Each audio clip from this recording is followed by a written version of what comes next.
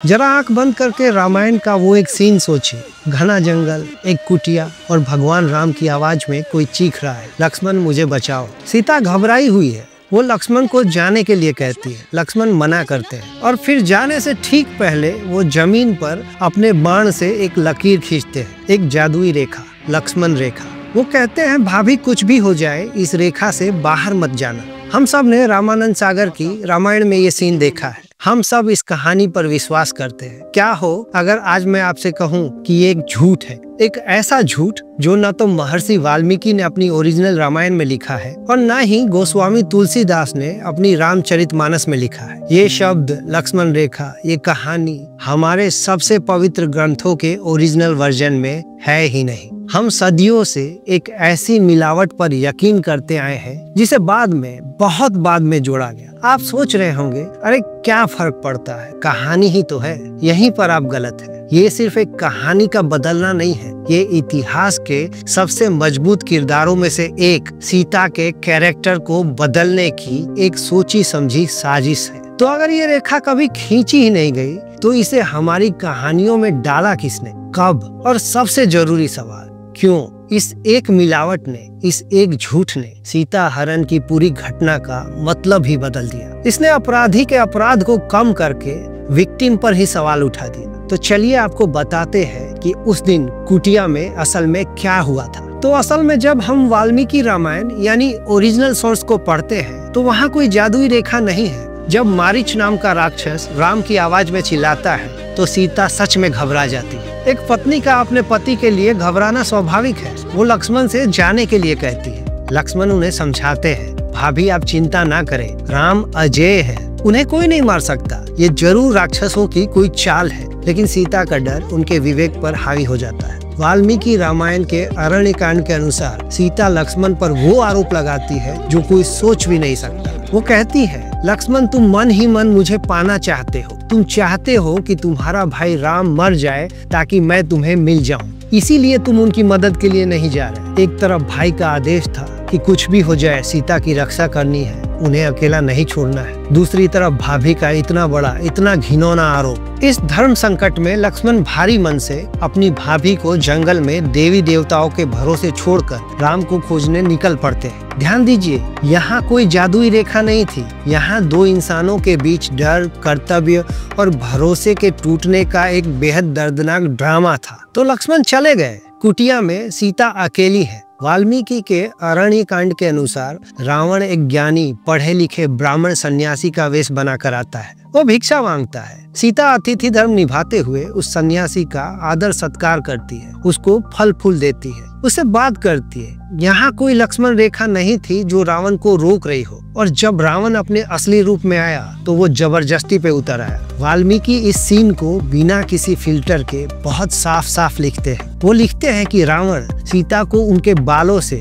और उनकी जांघों से पकड़कर उठा लेता है और जबरदस्ती अपने रथ की ओर खींच लेता है। अब ये जो हुआ वो किसी नियम को तोड़ने की सजा नहीं थी, ये एक सीधा साधा हिंसक अपहरण था, एक वायलेंट क्राइम, एक ऐसा अपराध जिसकी पूरी जिम्मेदारी 100% सिर्फ और सिर्फ अपराधी यानी रावण की थी। सीता यहाँ पर एक विक्टिम थी, उन्होंने अपने धर्म का पालन किया था। इस ओरिजिनल कहानी में सीता की कोई गलती नहीं थी। तो अगर वाल्मीकि ने ये नहीं लिखा, तुलसीदास ने ये नहीं लिखा, तो ये कहानी आई कहाँ से? तो दोस्तों, वाल्मीकि रामायण लिखी गई लगभग 500 ईसा पूर्व यानी कि लगभग 2500 साल पहले, और तुलसीदास की रामचरितमानस लिखी गई 16वीं सदी में। इन दोनों के अरण्य कांड में जहाँ सीता का अपहरण होता है वहाँ रेखा का कोई जिक्र नहीं है। तो हमारी इन्वेस्टिगेशन हमें ओरिजिनल रामायण से लगभग 1500 साल आगे ले जाती है, 14वीं और 15वीं सदी में। देवदत्त पटनायक जैसे स्कॉलर्स बताते हैं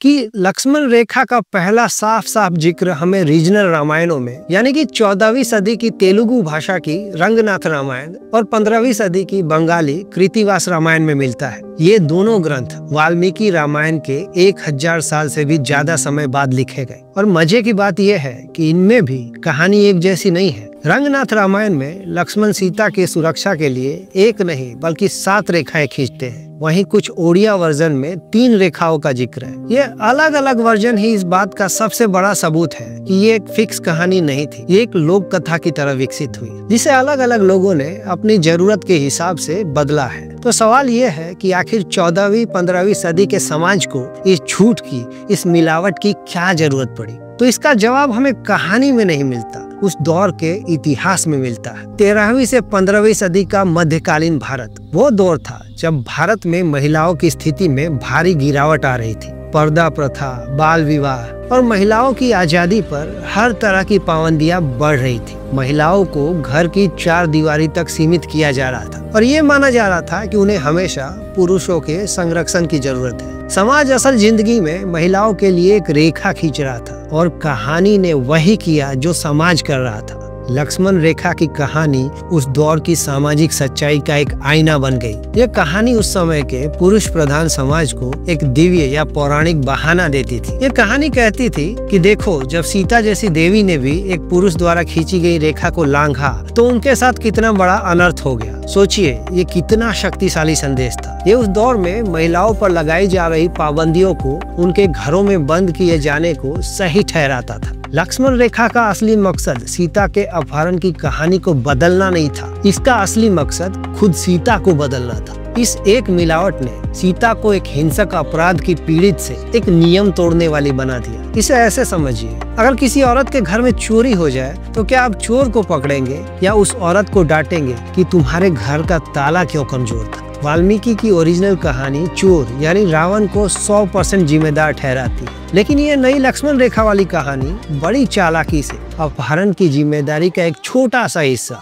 अपराधी रावण से हटाकर विक्टिम सीता पर डाल देती है। ये कहानी कहती है कि सीता भोली थी, वो नादान थी, उन्होंने अवज्ञा की, उन्होंने गलती की, इसलिए वो मुसीबत में पड़ी। वाल्मीकि की सीता एक मजबूत, सवाल करने वाली, जटिल और मानवीय किरदार थी, लेकिन इस मिलावटी कहानी ने उनके किरदार का कत्ल कर दिया। उन्हें कमजोर, बेबस और सबक सिखाने वाली कहानी का पात्र बना दिया। और वो सबक क्या था? सबक था औरतों को अपनी हद में रहना चाहिए। एक कहानी सिर्फ 15वीं सदी की किताबों में नहीं रही, ये हमारी सोच का, हमारी भाषा का हिस्सा बन गई। आज भी जब किसी लड़की को उसकी हदों में रहने को कहा जाता है तो कौन सा मुहावरा इस्तेमाल होता है? अपनी लक्ष्मण रेखा पार मत करना। यह मुहावरा आज भी महिलाओं के व्यवहार, उनके कपड़ों, उनकी आजादी, उनके रात को बाहर निकलने, उनके फैसलों पर एक सामाजिक कंट्रोल की तरह इस्तेमाल किया जाता है। 15वीं सदी में बनाया गया एक नैरेटिव, एक हथियार आज भी हमारे समाज में जिंदा है। तो क्या इसका मतलब है कि ये सब कहानियां गलत है? महान स्कॉलर